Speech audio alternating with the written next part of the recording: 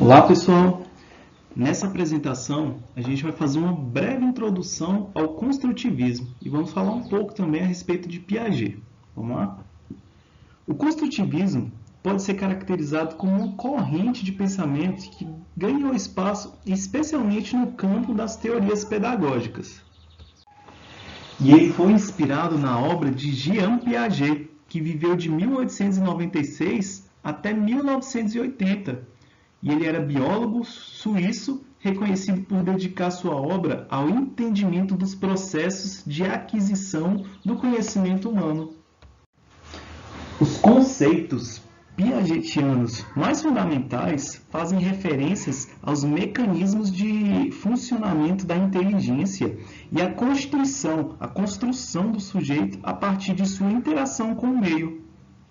Nessa perspectiva, pensando dessa forma, as estruturas cognitivas do sujeito não nascem prontas. E isso é motivo pelo qual o conhecimento repousa em todos os níveis onde ocorre a interação entre os sujeitos e os objetos durante o seu processo de desenvolvimento. E olha que interessante, apesar de não ser um educador, Piaget elaborou uma teoria do conhecimento acerca do desenvolvimento da inteligência, deixando valiosas contribuições quando interpretamos sua obra com vistas à prática pedagógica e das quais a teoria construtivista se apropriou. A principal delas é a de que a educação deve possibilitar à criança o seu pleno desenvolvimento durante todos os estágios da maturação da inteligência, que se inicia no nascimento, com os reflexos neurológicos básicos, que é o estágio sensório-motor, e caminha até o início da adolescência, com o desenvolvimento do raciocínio lógico, que é o estágio operatório formal, como vocês podem ver aí na imagem. E olha que interessante, a grande contribuição do construtivismo, pautado na obra de Piaget e na aplicação pedagógica das teorias construtivistas em relação à educação, é a de que a aprendizagem não acontece de forma passiva pelo aluno, cabendo ao professor a tarefa de criar possibilidades enquanto sujeito mediador da aprendizagem e promover situações-problema que permitam o conflito e, consequentemente, avanço cognitivo de cada aluno na sua individualidade, promovendo o desenvolvimento das estruturas de pensamento, raciocínio lógico, julgamento e argumentação. Bom, é isso aí, pessoal. Oi, pessoal! Bom, continuando então a ideia do construtivismo do Marcos, eu vou falar agora sobre ele na prática. Bom, o construtivismo ele nada mais é que uma metodologia de ensino ou ainda uma maneira alternativa de planejar as aulas. Não é nada construtivismo dar o conceito logo de cara, mas a verdade é que algumas ideias sobre essa teoria do conhecimento estão totalmente equivocadas. E é importante a gente esclarecê-las, que pode dar um significado de grande ganho importante, tanto para os alunos, tanto para os professores, porque muitas das vezes tem umas ideias totalmente erradas sobre o construtivismo, que é importante, né, a gente colocar à tona. Os estudantes eles deixaram de ser os que prestam atenção, os que decoram os conteúdos e soluções, e eles começaram a ser vistos como seres pensantes, como pessoas que já têm os conhecimentos prévios, que eles são capazes de reorganizar os seus esquemas de raciocínio para poder aprender, para poder saber mais.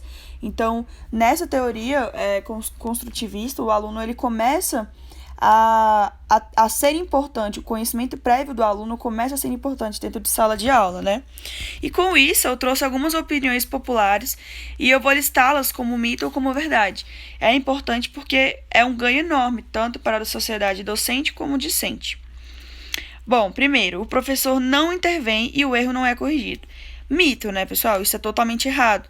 O professor ele continua sendo como autoridade dentro de sala de aula, ele continua sendo como a pessoa que contém o conhecimento para se passar. Então, se um aluno comete algum erro, o professor está lá também para poder corrigir o erro do aluno e não deixá-lo errar. É por isso que o professor está lá, para poder ensinar. O docente problematiza o equívoco e o aluno busca respostas. Verdade? O professor ele é importante porque ele leva à tona experiências e os alunos também levam suas experiências. Então, o professor está lá para poder corrigir, para poder levar para o caminho certo. Os estudantes fazem o que querem. Mito, com certeza mito. Como foi dito anteriormente, os estudantes eles estão lá como continuam sendo estudantes, eles estão lá como alunos para aprender. Então, o professor ele continua sendo a autoridade dentro de sala de aula. É uma visão mais aberta que os professores têm na parte dessa teoria?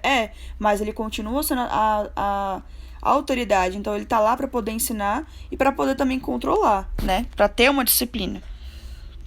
O planejamento é baseado nos conhecimentos prévios de cada um, com certeza, verdade? Como foi dito, o conhecimento prévio dos alunos é muito extremamente importante nessa teoria. E o professor utiliza a partir disso para poder criar novas metodologias de ensino. O conteúdo é menos importante. Mito, com certeza mito. O professor ele tem que ter coerência nas suas falas, ele tem que ter convicção e ter domínio de conteúdo, ele tem que saber o que está falando. Não é bagunçado, né, gente? Então, continua sendo uma organização, continua sendo uma estrutura de professor e aluno. O professor está lá para poder ensinar. Não é porque ele utiliza meios diferentes que ele não tem que saber do conteúdo ministrado. Então, ele tem que ter coerência, ele tem que ter domínio. O assunto fundamenta todo o trabalho. Verdade? Com certeza. O assunto que está dentro de sala de aula, por exemplo, se for o professor de biologia, o assunto que ele ministrar dentro de sala de aula da biologia vai fundamentar toda a metodologia que ele for usar com os alunos. Então, o assunto fundamenta, sim, todo o trabalho. Por isso que o conteúdo é tão importante. Só funciona com crianças. Mito. Serve para todas as idades. Colabora com o aprendizado em qualquer idade. Verdade? O construtivismo ele está aí, né? Para provar que as metodologias elas podem ser aplicadas tanto na infância, quanto na adolescência, quanto até no ensino superior.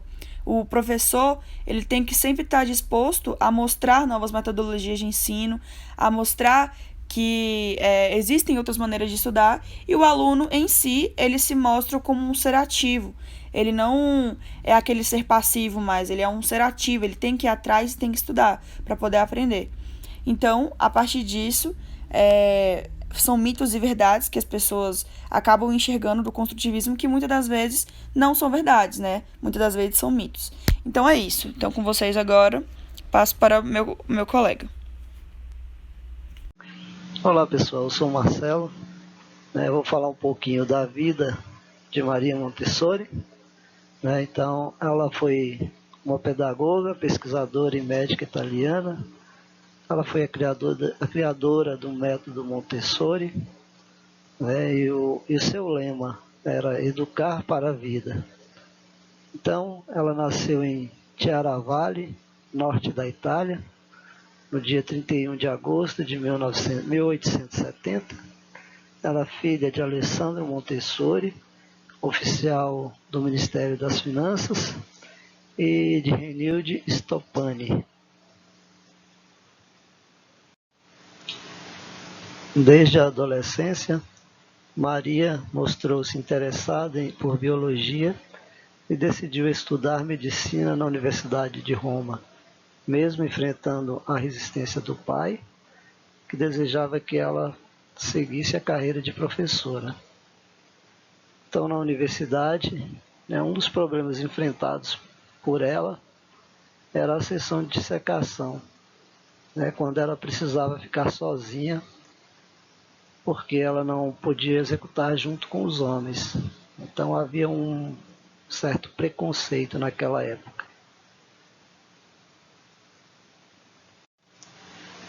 Ela se formou em 10 de julho de 1896 e se tornou uma das primeiras mulheres a concluir medicina em uma universidade na Itália, fugindo do preconceito da sociedade da época, e ingressou-se como assistente na clínica psiquiátrica da Universidade de Roma, dedicou-se ao estudo e à realização de experiências com as crianças portadoras de distúrbio de comportamento e de aprendizagem, e passou a criar materiais que mais tarde fariam parte do seu método. Ela defendeu no Congresso Médico Nacional, com 28 anos, em Turim, a tese de que a principal causa do atraso do aprendizado de crianças especiais era a ausência de materiais de estímulo para o desenvolvimento adequado. Então, Maria Montessori resolveu se dedicar integralmente à educação e, em 1904, passou a lecionar na Escola de Pedagogia na Universidade de Roma, onde ficou até 1908. Em 1907, ela foi convidada para trabalhar com crianças que não apresentavam nenhuma característica especial. Ela abriu no bairro pobre de São Lourenço sua primeira Casa dei Bambini, que quer dizer Casa das Crianças. O seu método, o método Montessori, descrito primeiramente, conjuga o desenvolvimento biológico e mental da criança, que deu ênfase ao treinamento prévio dos movimentos musculares necessários à realização de tarefas como a escrita. Seu método, que respeita a individualidade e as necessidades da criança, partindo do princípio da liberdade como responsabilidade, compreensão e respeito, revolucionou a forma de educar da época. A partir de então, ela passou a viajar pelo mundo, ministrando cursos e palestras sobre seu método. Em 1912, ela foi para os Estados Unidos para lecionar em Nova York e Los Angeles. Em 1916, esteve em Barcelona e em 1920 lecionou em Londres. Em 1922, foi nomeada inspetora no governo nas escolas da Itália, porém com a ascensão do regime fascista de Mussolini, várias escolas que seguiam seu método foram fechadas. E em 1934, ela decidiu deixar seu país.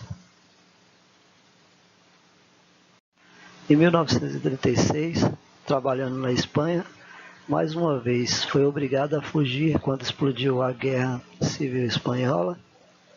Ela permaneceu na Holanda durante algum tempo, mas em 1939 foi para a Índia, onde lecionou durante 7 anos. Em 1946, voltou para o seu país e em 1947, com 76 anos, ela falou para a Unesco sobre educação e paz. E em 1949, recebeu a primeira das 3 indicações ao Prêmio Nobel da Paz. Com 81 anos, participou do 9º Congresso Montessori Internacional.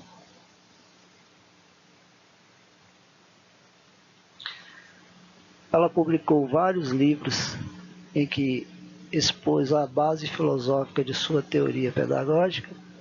Então, umas das obras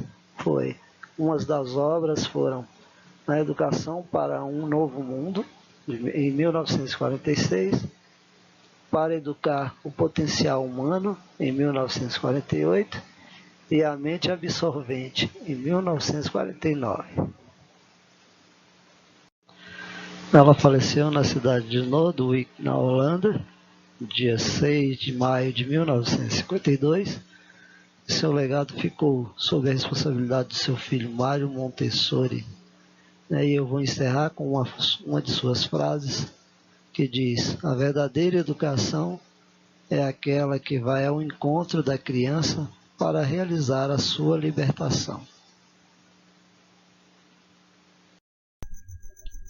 Construtivismo no ensino de biologia, como se faz o processo de formação do conhecimento através do construtivismo. Bom, um dos aspectos positivos do construtivismo pedagógico é a valorização do aluno como construtor de seu conhecimento e tirar o professor da posição de detentor soberano do saber. Ou seja, pelo construtivismo, entende-se que o professor ele deixa de ser o agente detentor do conhecimento e passa a ser mais um agente de formação do conhecimento juntamente com seu aluno em sala de aula. Ele passa a ser um mediador também do conhecimento, de formação do conhecimento para os seus alunos. E o construtivismo, ele está presente já na sala de aula, mesmo que não seja a intenção do professor usar o construtivismo em suas aulas, e mesmo que a gente não perceba, ele já está presente na sala de aula em algumas atividades. Por exemplo, em aulas que envolvem dinâmicas, alunos em grupos, projetos, muitas vezes são tidas como construtivistas, mesmo que não tenham preocupação em levar o aluno a construir seus conhecimentos, só fazê-los repetir ou reproduzir de modo mais participativo algo que ele ouviu em aulas expositivas. Se trabalhando em grupo, em dinâmicas, em projetos, o aluno vai ter uma participação mais ativa em sala de aula e ele vai ser um agente autônomo, de certa forma, um agente autônomo de formação do seu conhecimento, que é isso que trata o construtivismo. E como utilizar o construtivismo na aula de biologia?